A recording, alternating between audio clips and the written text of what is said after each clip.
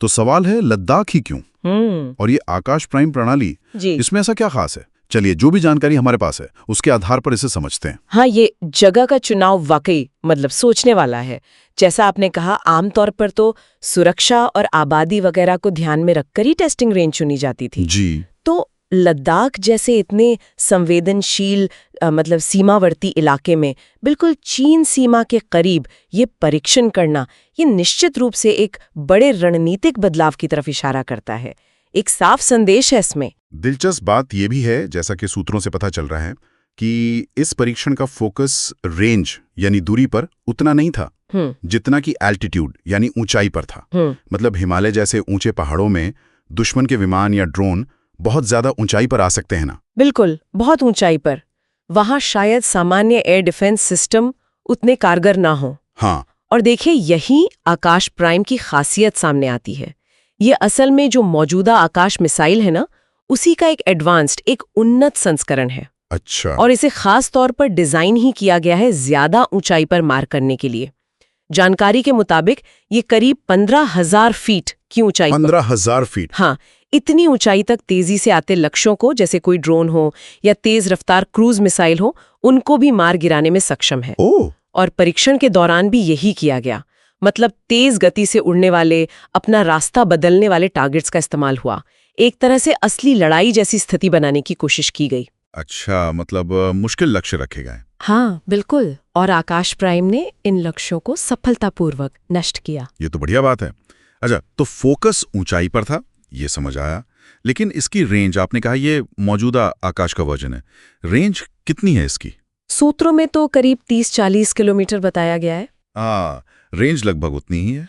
तो क्या ये थोड़ा कम नहीं लगता? मतलब आज के हवाई खतरों को देखते हुए, वो भी इतने संवेदनशील इलाके में। देखिए, सवाल बिल्कुल वाजिब है, लेकिन हमें इसे पहाड़ी युद्ध क्षेत्र के संदर्भ में देखना होगा। होता क्या है कि ऊंचे पहाड़ जो हैं, वो लंबी दूरी वाले रडार की तरंगों को रोकते हैं, उनमें बाधा डालते हैं। अच्छा, मतलब रडार ठीक से देख नहीं पाता दूर तक। हाँ, बिल्कुल।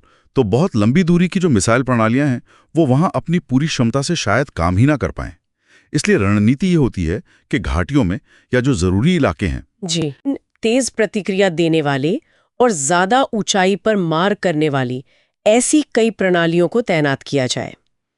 ओह अच्छा, तो मतलब एक बड़ी छतरी लगाने के बजाय कई सारी छोटी लेकिन ज्यादा फुर्तीली छतरियां लगाना बेहतर है। हाँ, आप कुछ ऐसा ही समझ सकती हैं, बिल्कुल। क्योंकि पहाड़ों में क्या होता है, दुश्मन का पता चलने और उस पर हमला करने के बीच वक्त बहुत कम मिलता है। सही बात है। बिल्कुल। तो सिस्टम का क्विक होना, मतलब एकदम फुर्तीला होना बहुत जरूरी है।